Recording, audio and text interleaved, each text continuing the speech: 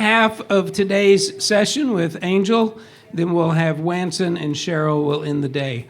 I was trying to think of something. I've been talking about the 8th grade with the first three, but I can't remember what happened with Angel in the 8th grade. Were you in my class? Yes. But I don't know about 8th grade, but she's been really fun to work with in her senior year. In fact, she's usually smiling, right? Usually smiling. So very fun to work with. These are her words. She says, "First, I'd like to thank God the Almighty, the creator of heaven and the earth, then my parents and my advisor, Miss Haiti, for guiding me, Miss Anita for the last-minute help, Mr. Wade for being extremely patient and amazing teacher. Gina, Ted, and Keenan for the emotional support. Gina, Ted, and Keenan for the emotional support in every rhetoric class. And lastly, my dog, Bear Nut, who accompanied me through those endless nights and became my first audience." All right. Angel's title is Glammed Up or Scammed Up? The Devil Wears, #sponsored. Give me a second to set up the timer and I'll tell you when you can start.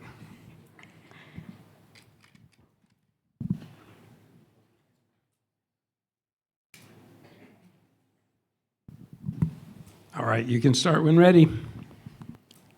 Imagine yourself scrolling through social media while laying on your bed. You were about to fall asleep when, there it is, an extremely beautiful and pigmented lip gloss caught your eye. But with the money left in your bank account, you really need to start saving your money. Yet, one influencer promoted the product so delightfully that you can't take your eyes off of it, whether it is appealing or the way it just sits nicely. Without wasting any more time, you then bought the product the very next minute. A few days have gone by, and the long wait has finally arrived. You eagerly ran towards that package, the same package that you have spent your savings on, the package that will all be worth it. Slowly, you took out the nicely wrapped package, holding it unwrapped with your bare hands. As you apply it on your lips, it then strikes you. Why does it taste so bad? Why is it so clumpy, yet also so watery? All of this is not worth the money. It is all just a scam. So, why are influencers still be allowed to do this? They should be held accountable for their actions. False advertising itself isn't new. In fact, it has been existing since the 19th century among salesmen promoting medicinal products. However, it got so bad that the US created the Federal Trade Commission, or known as the FTC, in 1914 to address this issue. As this deceptive marketing shifts digitally, false advertising also shifts to digital platforms such as TikTok and Instagram. And the star of the show, these beauty influencers who kept on these deceptive marketings, such as the Jaclyn Hill scandal. Jaclyn Hill is a beauty influencer who introduced her 2019 lipstick collection, where scientists later discovered mold and other unidentified materials inside the products. This caused safety concerns, yet she took too long neglecting these customers' complaints, which results in a public loss of trust. Influencer marketing is now the backbone of the industry. They promote products and receive compensation, and that is exactly the problem. They would prioritize financial gain over ethical responsibility. The FTC defines false advertising as any form of advertising that is deceptive in any material way, misleading consumers with false claims about a product's characteristics or effectiveness. As trust is the key in influencer marketing, this isn't just annoying, it can be harmful. There have been many cases where products promoted by influencers have caused skin damage, allergic reaction, and many other health issues. Indonesia itself has the National Agency of Food and Drug Control, or called BEPOM, to address and make sure a product is safe. However, there is still many unrecognized products. Let's be realistic. Although the FTC have issued guidelines such as the need of influencer to label their sponsored content in September 2017, many still ignore it. Thus, these beauty influencers need to be held accountable.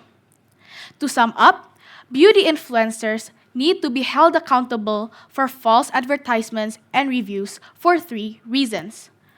First, consumers are experiencing significant harm from following the advices that they take from these influencers. Second, misleading advertising slowly destructs the beauty industry's marketplace.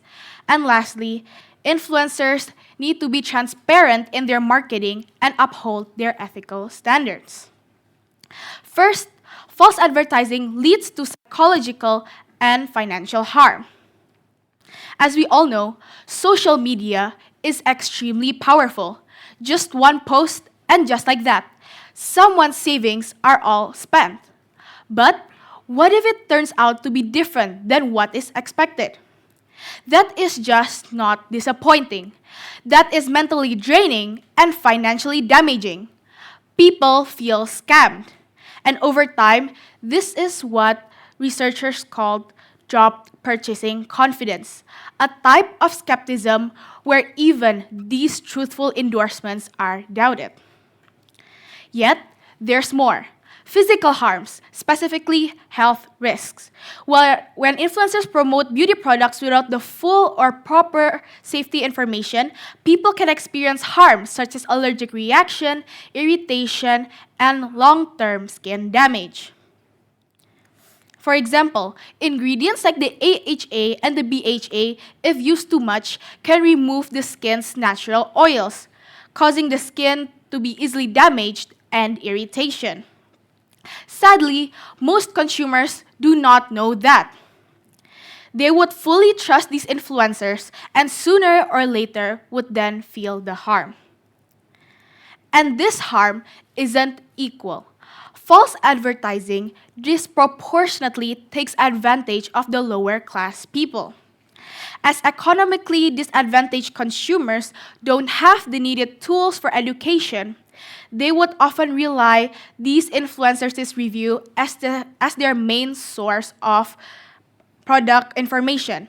They become more susceptible to false claims, causing abused trust.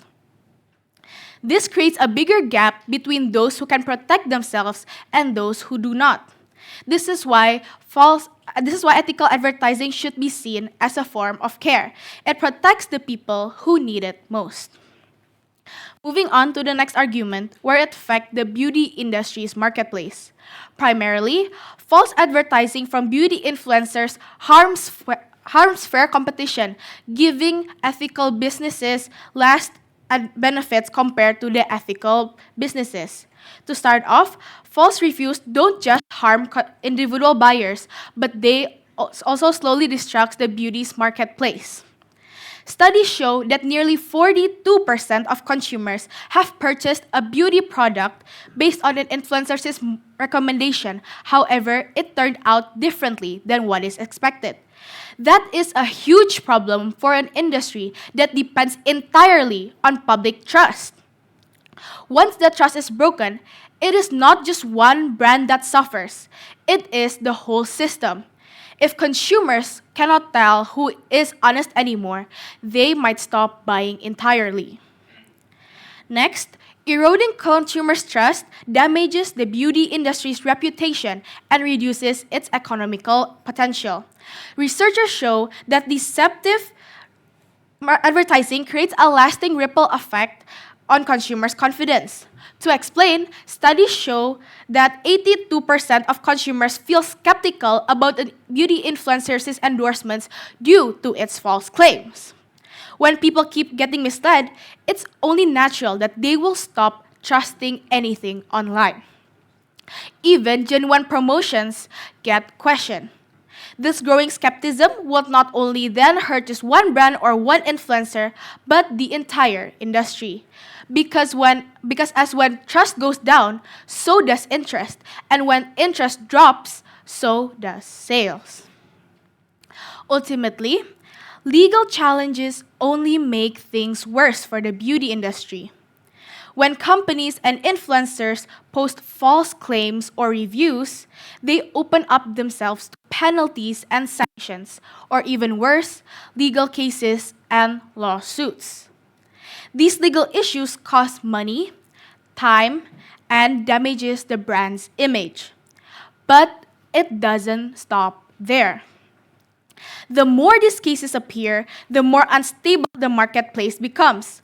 Other brands might get dragged into stricter rules and public suspicions, even if they did not do anything wrong.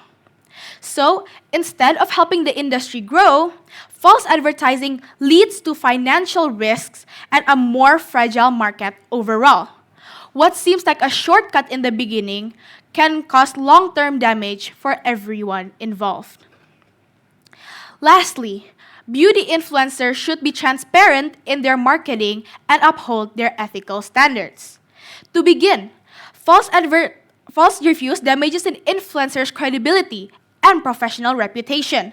Influencers today have a lot of power. With one post, they can sell a product in hours. Thus, with this big influence they possess, they should also carry their big responsibility wisely. To give a reference, influencers' trust is like a broken water bottle. Once it is broken, it cannot be reliable anymore. Just like the case of Kartika Putri when she promoted her product that had mercury and hydroquinone in it. Although it is closed, people are still skeptical to believe in her. According to a researcher, authenticity is now one of the most important value traits for influencers, or in other words, they are influencing trust. So, being honest and clear about a product, how it works, what it does, who it's for, isn't optional. It's ethical and professional. Additionally, unethical advertising limits influencers' long-term career opportunities. Many influencers think of marketing as a quick way to grow, but in reality, it would be the opposite if it's through deception. Academic studies highlights that 88% of consumers trust influencers who disclose partnerships transparently, while those caught in deception cause a 62% drop in engagement and sponsorship opportunities. This shows how deceptiveness harms their image, making them less appeal to brands who want to have partnership with them. Ethical influencers, however, tend to have long-lasting opportunities, which is why ethical advertising is important. Finally, influencers help shape how people see the industry. Thus, maintaining transparency and trust is necessary. The products they show, the values they model, and the way they speak, all of it is how it influences the beauty in the public eye. That's why maintaining transparency and trust isn't optional. It's a necessity. When influencers model ethical behaviors, it encourages businesses practices, stronger customer relationships, and a healthier marketplace overall. Their voice sets the tone. And when that voice is rooted in honesty, the industry grows stronger for both consumers and influencers. However, some argue that influencers should not be held accountable for false reviews and advertisements. First, since influencers are merely actors, they cannot be expected to verify whether an advertisement is misleading. Brand deals and sponsorships are a significant portion of their earnings. Influencer marketing represents a profitable opportunity for brands.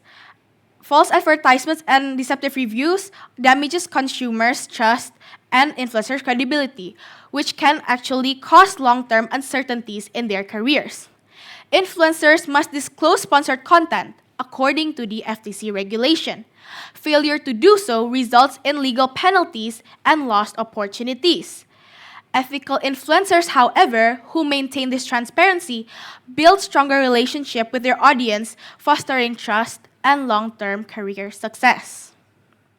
Second, people argue that advertisements are influencers' partnership with brands where they cannot object, and stricter regulations would hinder their creativity. While brand agreements does exist, ethical advertising practices actually helps influencers build long-lasting credibility and allow them to make interesting content. The use of deceptive marketing reduces trust and credibility. Following FTC guidelines supports transparency rather than actually hindering creativity.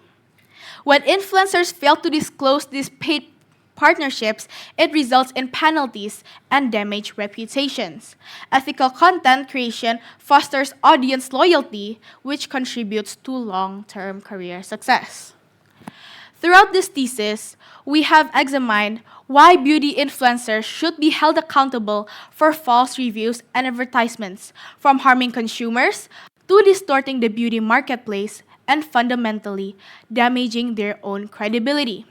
We have seen how these deceptive advertisements and reviews can injure more than just on social media, but also towards health risks and skepticism, which affect the relationship between an influencer and their consumers.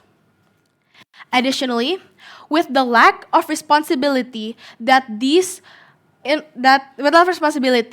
where influencers cannot maintain their transparency, it would also affect the beauty marketplace as a whole. With great power comes great responsibility, is what they say. In today's digital era, influencers do hold a huge influence, whether it's on social media or in real life. Thus, this continuous cycle would lead to a dangerous cycle. Continuing this cycle would mean letting these influencers keep on exploiting these consumers, which would lead to a manipulative industry and marketplace. On the other hand, by doing ethical reviews and advertisements show trust and credibility, which includes protecting both consumers and the influencers as well. Thus, by holding these deceptive beauty influencers accountable would create a more transparent marketing environment. So, what does this mean for us, the daily consumers? While regulations should be stricter towards these beauty influencers, we must also become conscious consumers. This means we need to be aware about these false advertisings and advertisements, requesting whether if this is an actual transparent partnership or if it's a deceptive partnership. Additionally, we must also support and prioritize the more ethical influencers rather than the deceptive ones. Lastly, instead of just being passive and accepting after being victims of these false advertisements and reviews, we must demand accountability from both influencers and brands. By asserting a culture of transparency would not only make our money's worth, but also foster our own well-being as well as a healthy beauty environment. Thank you.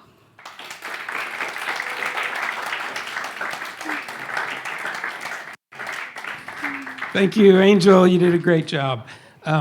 Let's see, our panelists today are Miss Stephanie and Miss Freda. Right? Freda? Did I say it right? Okay. Let's start with Miss Freda.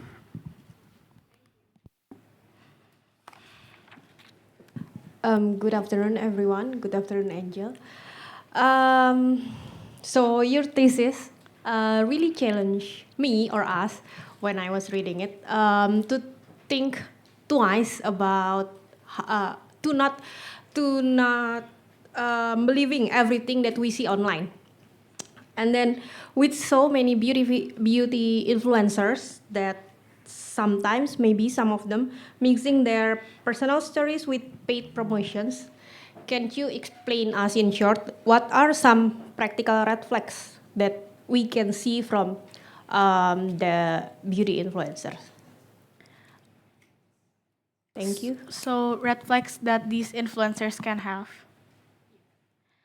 Okay, thank you for the question. So, usually, some red flags that we can see from these beauty influencers are first, that they would prioritize financial gain over ethical responsibility, which means that they could, instead of like having a transparent review, or for example, they would try on a product first before reviewing, they would just follow the contract between brands, or they would add some false claims to make these products sell more. Should I add? Oh, and maybe also that maybe we shouldn't really believe of what an influencer could say, because some of them who probably, so there's also two different things between misinformation and disinformation. Misinformation is they know that it is like a false claim, but they actually purposefully do it. While disinformation, they don't actually purposefully do it. And while I already talked about the misinformation before, this disinformation could also be a red flag, because influencers sometimes, when they have so many partnerships going on, they don't actually really know if like a product is actually misleading, which they could also disinform their audiences.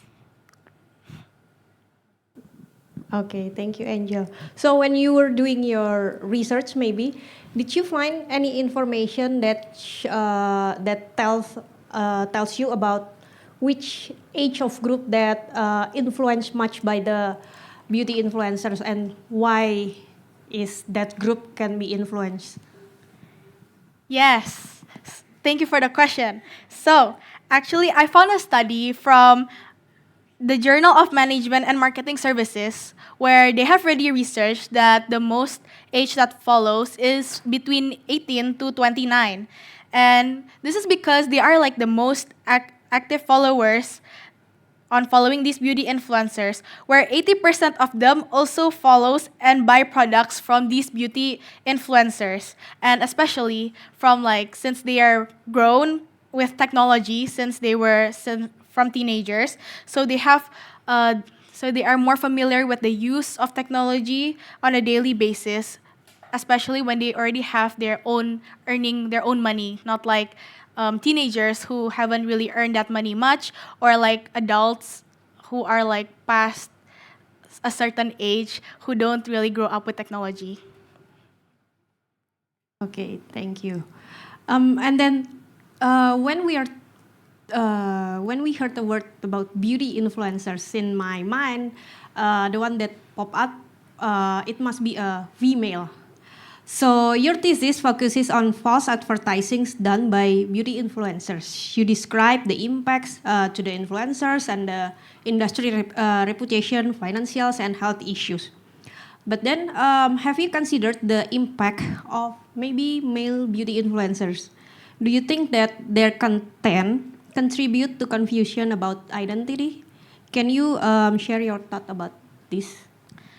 In my opinion, I feel like several beauty influencers, for if I found in like Indonesia, there's this guy called Jovi Adiguna. I feel like that is still okay because he didn't like have a transgender approach, and he just like markets the beauty industry well. However, it might be a problem if they change their genders, because as like the Bible said, God created Adam and Eve, not Adam and Steve. Okay, thank you, Angel. Maybe now, Miss Stephanie. Okay, Angel, firstly, I want to congratulate you for finishing your thesis well. Thank you, Miss. I actually pretty much agree with your thesis. We have to have these influencers accountable for the sponsorships. But since it's a defense, I will need to ask a few questions to you, okay? Okay. So you mentioned something called deceptive or fake advertising. when these influencers already labeled their sponsored posts as advertisements or paid partnerships, do you think they still need to be held accountable when the products went wrong? Thank you for the question. So, in my opinion, when they already disclose this partnership, such as like, for example, they add a hashtag of like sponsored or ads, I feel that they don't really need to be held accountable as long as they would not have false claims. Because again, false advertising does not only like disclosing these partnerships is only a part of it, but but giving false advertisements is another thing. So when they are also still having false claims, I feel like they should still be responsible and should be held accountable for using their platform for false accusations. So you think for the post that's labeled sponsored or paid partnerships, it's more fair to put the blame on the brand instead of the influencers then? Wait, sorry, miss. So are you asking if they already put disclosed partnerships, will it be the brand's fault? Yeah. If the products went wrong. Thank you for the question. So personally, I feel that if the brand goes wrong, yes, if the product goes wrong, yes, the brands actually should have the responsibility. However, I feel even with like transparent, no, I feel like with false advertising without any disclosures or anything, brands should still also be responsible for this. However, in this case, even if like they have already disclosed this, it shouldn't still be a reason for them to have false claims. So even if they still have false claims, but they still disclose this partnership, they should still be accountable unless if they are transparent about it and they don't disclose it, then it will be fully on the brands. Okay, nice, thank you. And I also want to ask, um, so this fake advertising, it's misleading, right? Is misleading beauty advertising like this that you mentioned by influencers, is it a form of digital fraud that can be prosecuted similarly to consumer scams? Like, can you report them to the police, and do we have like a legal system to punish these fake advertisements? Thank you for pointing that out. So actually, in Indonesia, this thing is still like in a gray area where there's not yet really any specific laws. However, there's like not really. It can be considered if in Indonesia there's like this UU Perlindungan Konsumen Law 8 in 1999 that can be held accountable if like it's misled or cause harm. Or for in technology, there's the UU ITE, the law number 4 from 2008, where it covers like digital content that can be also used, for like these misleading. However, from what I have seen, like in like the globally, there is like the FTC, and they actually have issued guidelines about it, such as the one that I have already said, the one that they should be disclosing this partnership, and also they should not spread false accusations. So I feel like if in the politics side, it actually can be applied as a regulation. It's just that in Indonesia, it haven't been addressed yet. So you think that the regulations in Indonesia need to be updated to accommodate this? For me, with the expansion of technology, it actually should be a regulation. Okay, thank you. And then, okay, I think this is I have one last question. Is that okay? Ultimately, if you're asked to choose, which one is more important to you? Is it honesty of the beauty influencers and the brand, or is it education so that no more customers can fall into the same deceptive marketing? Thank you for the question. Thank you. So, based on my research, although I am talking about influencers' accountability, I feel like education for consumers is also is the most important, which is why I also put it in my first proof, third claim. It's because I feel even though if influencers are having these false accusations or claims, it would be the victims of these false claims will be minimized if consumers are aware and are also can tell between if it's a paid promotion or if it's not. However, like in my claim 3, there is still the low education people who doesn't have the needed tools. Okay, thank you. Back to Mr. Wade. All right. Incidentally, if there are any questions from the visiting class, feel free to bring them up. I have several questions myself. So first of all, some of your peers want to know, has this ever happened to you? Are you a victim of this? Thank you for my peers who asked that question. So yes, I actually do have experienced this. It's actually like the main reason why I have this thesis as my topic, because I really love social media, and it's not about, maybe I also have to increase my education because I have already experienced this not once but a few times. Okay. Is that all the details you want to give? Yes. Okay. So one of the questions that I have is, it seems like there's a difference between something that does not do what it says it's supposed to do, or what the influencer says it's supposed to do, and a product that there are several that you might be allergic to, right? So in other words, there's some chemicals, and I think you've mentioned them in your paper and maybe in your speech, that there are a lot of people that are allergic to certain things. Well, that's one thing, and that's a little bit different than the product not doing what it's supposed to do. So can you still blame an influencer? What do you expect an influencer to do if someone has an allergic reaction to the product, even though they did not and they were fine with it? Do you want to hold them accountable for not warning the public that there's a possible allergic reaction, or what? Tell us. Thank you for pointing that out. So I have actually done my research. So yes, like some may work, like some products may work for one person and may be different for the other, but actually that does not excuse false advertising, even if not every reaction is the influencer's fault. However, they can still, like these influencers can still show care by first being transparent about, for example, what a product, like what skin type this product works for, because everybody have like different skin types, like oily, dry, combination, and the rest. And also avoid statements like this works for everyone, or if it's genuinely guaranteed that it will work, because it can also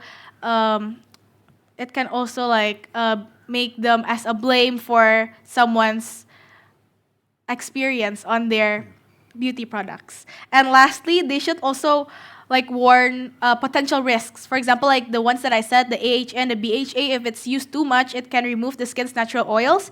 So I feel like these influencers can also tell, for example, if they're promoting a product, they could say that this is actually good for you because it has the AHA or the BHA, but they could also say that if it's used too much, then it will cause like some other harms like that. Okay, good answer.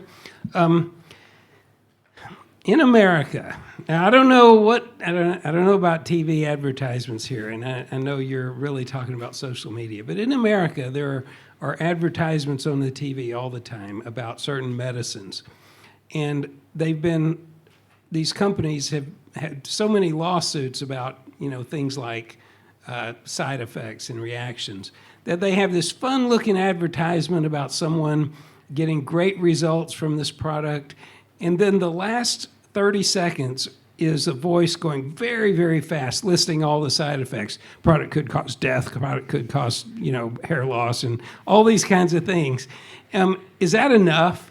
If you have your influencer give their spiel and talk about how great it is, and then you have 30 seconds of a voice saying very, very fast all the possible side effects, will that do it for you? Thank you for the question. So that is actually halfway outside of my scope, because I'm talking about social media and influencers, where influencers in social media don't really have a time limit unless they want to make it short. However, I might respond that in the TV, although there is like a short span of 30 seconds, I feel that that could actually be enough, or at least the minimum the minimum thing that they could do to at least give concerns to people and make them aware instead of actually just promoting these overclaims in those 30 seconds. Okay, good. And for an influencer to promote a product, let's say a beauty product, right? Would you require that they use it for a while before they can endorse it, or is it okay for them to act like this is such a great product and they've never used it? Thank you for the question. So again, this depends on like how they would respond to this ethical responsibility.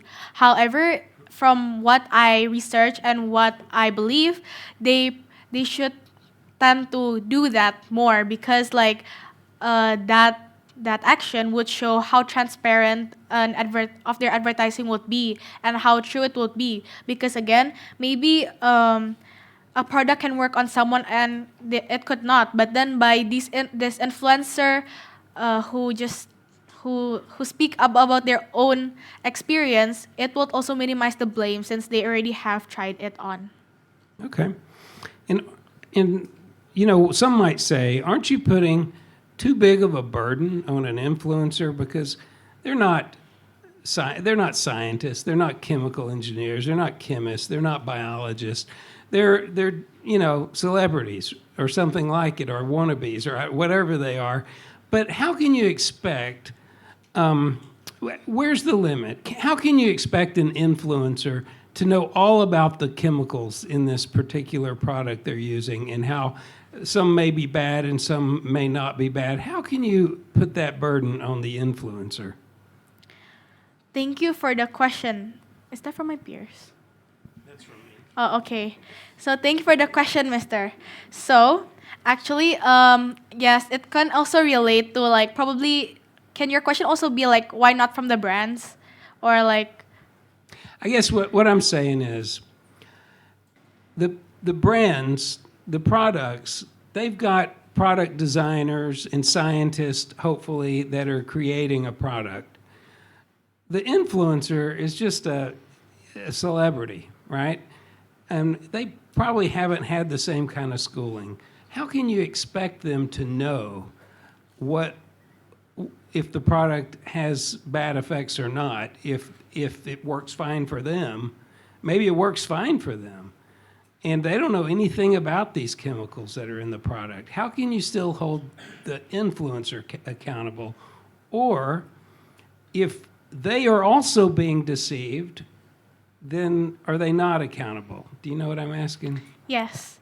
So this is why in my conclusion, I also write that we must demand accountability from both influencers and brands, because also from what I have said, like this misinformation and disinformation, like this might be a type of disinformation where they do not intend, but they actually spread these false claims. However, many would probably say that they will hold this like burden is because they are the one who deliver the message.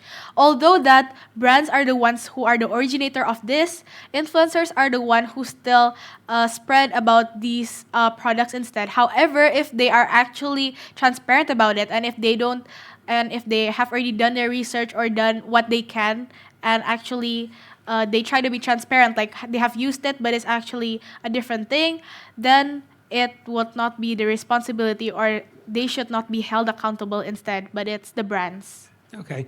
And the wording they use, is that important? Like, this has worked so well for me, or if they say, this will work well for you, are those differences, right? I mean, their wording, is that a big difference Yes, to you? I feel that actually is really important.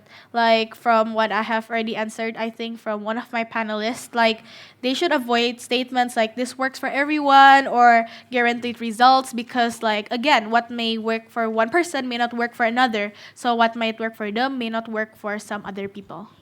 All right. Time is up. Good job, Angel. Yes, sir.